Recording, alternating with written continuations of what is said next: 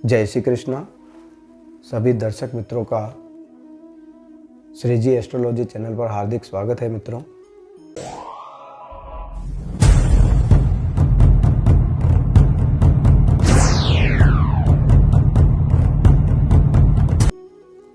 अभी लोकसभा के चुनाव चल रहे हैं और इस लोकसभा के चुनाव में एक संसदीय सीट है चित्तौड़गढ़ लोकसभा।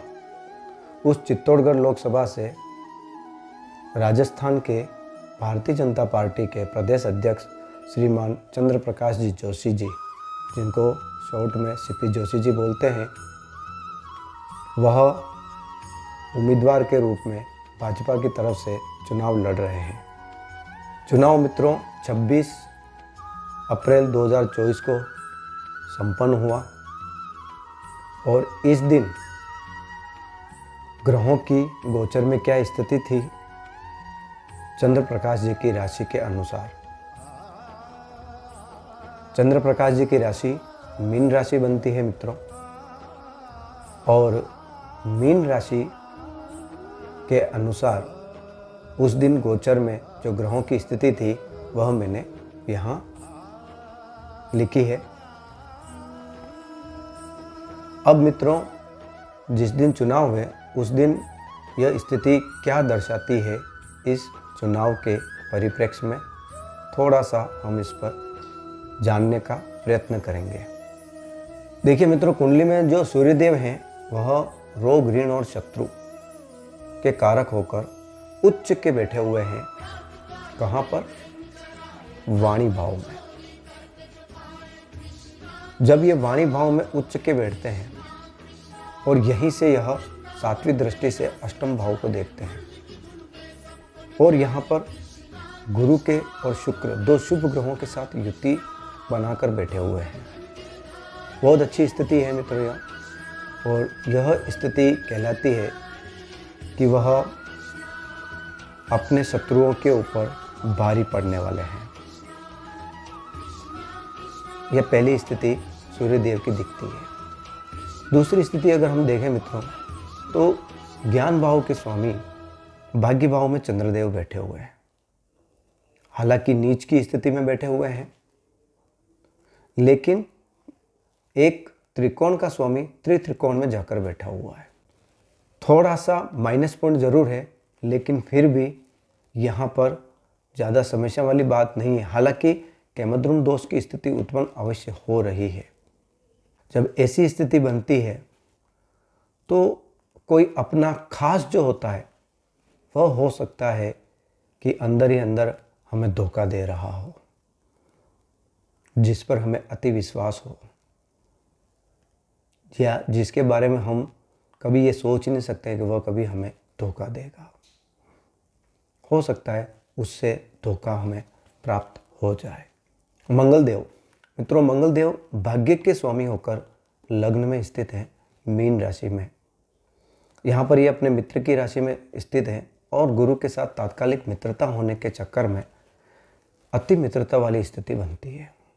जब ये अति मित्र होकर लग्न में बैठेंगे तो बहुत शानदार स्थिति बनाते हैं, क्योंकि भाग्य प्रबल साथ देगा। चौथी दृष्टि से यह प्रजा को देख रहे हैं, सातवीं दृष्टि से और आठवीं दृष्टि से।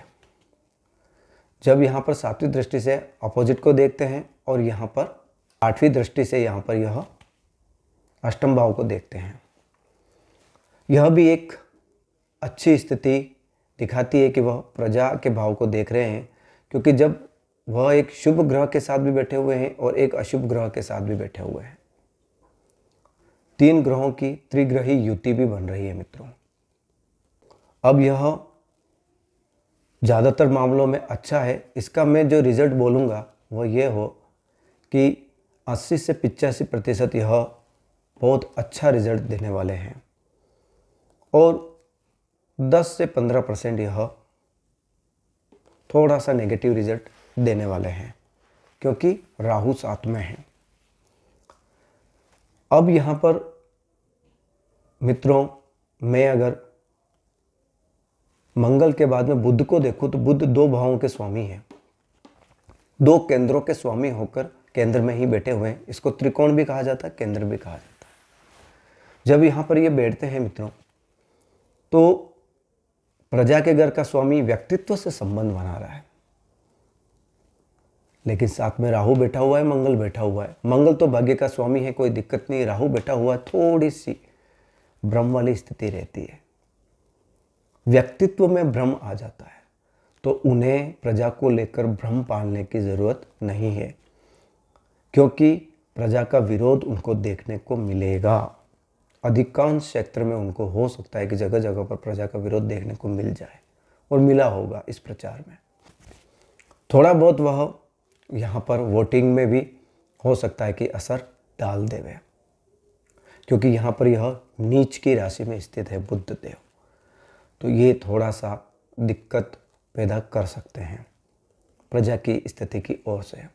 अब बुध के बाद अगर मैं गुरु को देखूं, तो गुरु 2 भावों के स्वामी है, लग्न और दशम भाव। 2 भावों के स्वामी होकर द्वादश भाव में स्थित है। लग्नेश द्वादश भाव में वाणी भाव में जाकर स्थित है, और एक शुभ ग्रह शुक्र के साथ स्थित है और एक सूर्य के साथ स्थित है, त्रिग्रही योग बनाकर। बहुत अच्छी स्थिति है। वह व्यक्ति वाणी से ही जीतने वाला होगा, और ये बहुत अच्छी स्थिति बन रही है कि वाणी से वह जीतने वाला होगा। किसको? शत्रुओं को, क्योंकि इस भाव का स्वामी भी इस भाव के साथ में स्थित है। अब मित्रों, यहां पर गुरुदेव की 5वीं दृष्टि देखिए, शत्रु भाव पर ही पड़ रही है, तो वाणी से ही वह जीतने वाले हैं। 7वीं दृष्टि अष्टम भाव पर, और 9वीं दृष्टि अपने खुद के घर पर पड़ रही है। यानी कि जो बिगाड़ा बुद्ध की तरफ से हो रहा है, ब्रह्म की स्थिति बन रही है, वह उस काम की पूर्ति ये दृष्टि डालकर गुरुदेव करने वाले हैं कार्यक्षेत्र के ऊपर, वाणी के द्वारा, संयम के द्वारा। अब मित्रों, शुक्र को अगर हम देखें, तो शुक्र कुंडली में पराक्रम भाव और अष्टम भाव के स्वामी होकर वाणी भाव में स्थित है, और यहीं से अपने भाव को देख रहे हैं।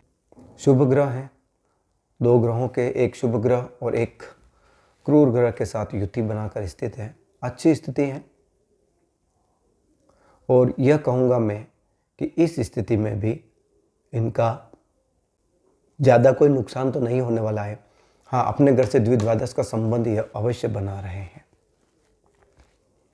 अब यहीं पर मित्रों मैं बात करूँगा शनिदेव की, जो कि यहाँ पर कुंभ राशि में स्थित है, द्वादश भाव में। अब यहाँ पर 7.5 चल रही है शनिदेव, लेकिन शनिदेव विपरीत राजयोग बनाकर भी बैठे हुए हैं। 7.5 चल रही है, उसका रिजल्ट तो आ रहा है कि प्रजा का बहुत ही विरोध हो सकता है कि देखने को मिले बहुत सारी जगह पर। हो सकता है कि हमारे साथ भीतरघात की स्थिति भी बने, क्योंकि यहाँ सीधी दृष्टि है, रोग, ऋण और शत्रु। तीसरी दृष्टि यहीं से कुटुंब भाव पर पड़ रही है। कुटुंब भाव यानी कि अपने लोग, यानी कि अपने ही लोगों से भीतरघात की स्थिति दिख सकती है। 10वीं दृष्टि भाग्य भाव पर, फिर चंद्र को पीड़ित और भाग्य में उतार चढ़ाव, हिचकोले वाली स्थिति। लेकिन विपरीत राजयोग है, इतना कुछ होने करने के बाद में भी लास्ट में मामला या कोई भी बात अपने पक्ष में करवाने के लिए जाने जाते हैं शनिदेव, क्योंकि हठी माने गए हैं। परेशान तो बहुत करेंगे, हो सकता है कि इस चुनाव में उनको परेशान किया हो, लेकिन परिणाम अपने पक्ष में देने के लिए वह जाने जाते हैं। अब राहु और केतु, लग्न में राहु स्थित है और सामने केतु स्थित है। अब राहु केतु की जो स्थिति, ये भ्रम की स्थिति बहुत बनाते हैं, तो भ्रम हमें नहीं पालना है। हालांकि वह अच्छे से समझते हैं और अपने साथ बहुत अच्छी टीम को भी लेकर चलते हैं, और उनका खुद का भी लेवल काफ़ी अच्छा लेवल है, और अच्छा लेवल होने के बाद और उसके परिणाम के स्वरूप ही वह आज इतनी अच्छी पोस्ट पर बैठे हुए हैं। लेकिन फिर भी कहूँगा कि भ्रम की स्थिति तो बन ही जाती है, तो भ्रम किसी प्रकार का न पालें, ये बहुत अच्छा होगा। गुरु की राशि में यहाँ बैठे हुए हैं तो एक बात कहूँगा कि राजनीति के लिए अच्छा तो वो करवाएंगे, इसमें कोई दो राय नहीं। राजनीति के लिए अच्छा वो करवाएंगे, गुरु की राशि में बैठे हुए हैं। हाँ, थोड़ा बहुत विरोध देखने को मिलेगा, ये ज़रूर बात है, तो लेकिन फिर भी अच्छा रिजल्ट, अच्छा परिणाम वो प्राप्त करवाएंगे। भाग्य भाव पर इनकी भी दृष्टि पड़ रही है, तो कहीं न कहीं जो अपना है, जिस पर हमें ज़्यादा विश्वास है, वह हमारा अंदर से हमारे साथ भीतरघात कर सकता है। ये ज़रूर एक बात देखने को मिलती है।